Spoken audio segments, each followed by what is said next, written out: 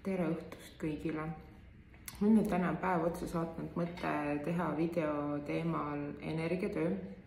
ja mida tähendab energiatöö siis minu jaoks, mida ma teen täpsemalt energiatöös ja võib-olla isegi kuidas see siis välja näeb, kuigi iga seanss on tegelikult täiesti isenäoline. Ja minu jaoks ennekõike kõige olulisem on see, et kui inimene minu ruumist väljub, siis on tal joondatus ja maandatus. Ehk seansi käigus me joondame kokku kõik erinevad kihid, kus kohas me midagi lahendasime ja maandame selle siis läbi energiatasandite füüsilisse kehasse ja maatuuma. See on siis piltlikult öeldes. Mis teemadega energiatööd teha, see on tänaseks päevaks olnud päris lai. Hästi palju on olnud traumasid, kinnihoidvaid kohti, meie enda mustreid, mida me ise oleme võtnud sellest kogemusest korrata, kuid ka meie lapsepõlvest tulnud, traumadest tulnud kogemused, eelmistest eludest tulnud kogemused. Et neile kõigile anname koha ja harutame lahti need ajaliinid, justkui ütleme piltlikult, kus on tekkinud segadus, niisugune sõlm ehk sõlmpunktide lahti harutamine ja läbi selle siis uue selge tee avanemine.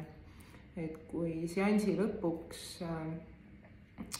kontrollin siis väljal, mis muutused toimuvad või toimunud on, et inimesel oleks nüüd siis nii-öelda väljaliselt uus selge tee ja võimalik astuda oma kõrgematele ajaliinidele, kus kaudu ta saab enda ellu tuua kõrgemaid võimalikkusi, kergemat loomist, seda kogemust, mida ta tegelikult energeetilisel tasemel sees tunneb, kuid veel ei ühti tema füüsilise keha vibratsiooniga. Ehk siis seansi käigus puhastame kõik need kohad ja joondame kokku selliselt, et see vibratsioon ühtiks, mille läbi on võimalik astuda kõrgematele ajaliinidele, võib-olla siis mõniga nimetaks neid paralleelreaalsusteks, kust me hakkame siis alla tooma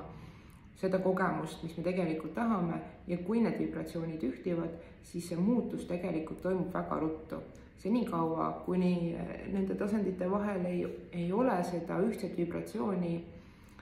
ühendust, siis me takerdume ikka samadesse kohtadesse ja me ei loo seda tegelikult, mida me kogeda tahame. Ja kui sind seda energiatööd veel vaadata või seda ruumi, siis minu jaoks ka ruumis on hästi oluline see, et inimene hakkaks ise aru saama, kuidas ta tajub oma teiste meeltega kogu seda maailma, kuidas ta saab seda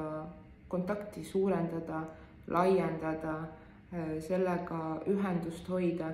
et tema enda vaimsete teejuhtide hääl hakkaks temast selgelt kõlama ja et ta saaks oma rajale selguse ja kerguse. Sest kui me siin ühendame ühe seansi käigus teatud võimalikkusele anname tee, siis tegelikult neid teid on väga palju erinevaid ja need on ka ajas muutuvad, et mis täna on minu jaoks näiteks see, mida ma tahan kogeda, ei pruugi homme seda enam olla, vaid et kui ma olen teinud täna väga suure hüppe, siis homseks toimub see hüpe, uus hüpe veel suurem, ühesõnaga, oleks natukene sassi, aga see sõnastus. Aga mõte on lihtsalt selles, et kui ma täna arenen kuskile maale, toon uue reaalsuse endale lähemale, uue kogemuse enda ellu reaalselt, siis homme mul on sellest kohast võimalik veel 2 korda umbes edasi hüpata. Ja nii edasi see muutus toimub, ehk homme siis tänane reaalsus võib olla juba vähe, ehk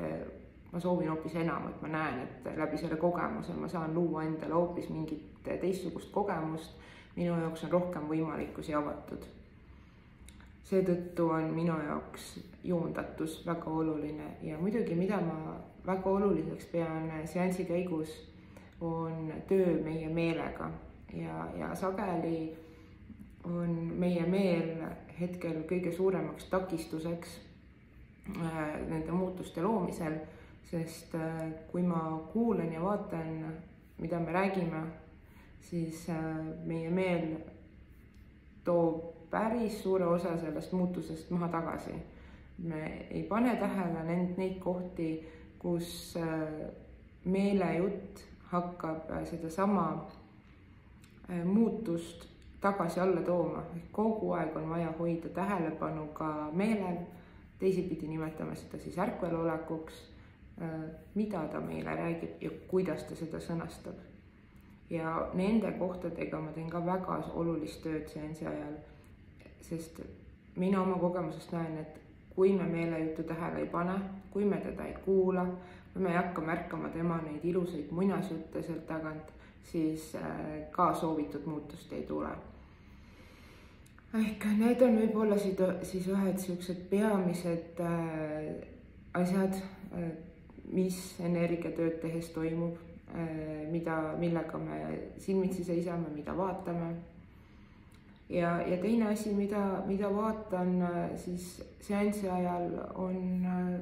energeetilised ühendused, energialekked. Kas ja kus need on, kuhu nad lekivad, kellega oleme ühenduses väljaliselt, kus siis nii-öelda toimub see, kus teine inimene või ka olend võtab meilt olulist energiat ära, nii-öelda siis, ma ei tea, nimetame kas energiavampiirluseks seda, et inimene saaks tulla tagasi kokku tervikuks ja kasutada iseenda energiat ja mitte siis anda enda energiat parasiitlikele vormidele. Ja kuidas edaspidi ennast kaitsta nende eest, et ka minul on olnud mitmed väga suured kogemused väga tugevate olenditega, inimestega, kus ma olen lõpuks näinud, kuidas mina ise olen lasknud juhtuda nendel hetkedel, kus minu energiat hakkab väljapoole minema ja kui palju on vaja teha tööd selleks, et see energialeke siis kinni lappida või tagasi tuua ja ennast kaitsta nende kohtade eest, et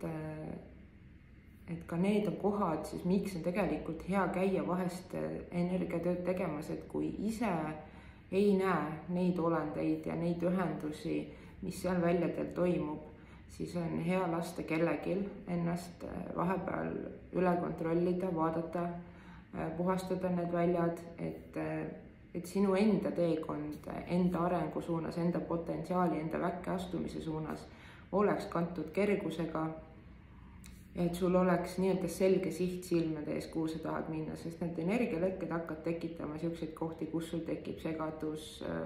kus sa justkui ei suuda vanu asju lahti lasta, kus sa ei näe enam seoseid. Need on siis kõik need, kuidas need mõjuvad füüsilises maailmas meile, aga tegelikult kogu see asi toimub hoopis energeetilisel tasandil. Et need on olulised kohad, miks vahepeal teha energiatööd, puhastada ehk hoida siis oma energeetilise taseme hügieeni, et nii nagu peseme iga päev hambad või käime duši all, siis tegelikult täpselt sama oluline on ka meie energeetiline hügieen ja puhtus seal. Et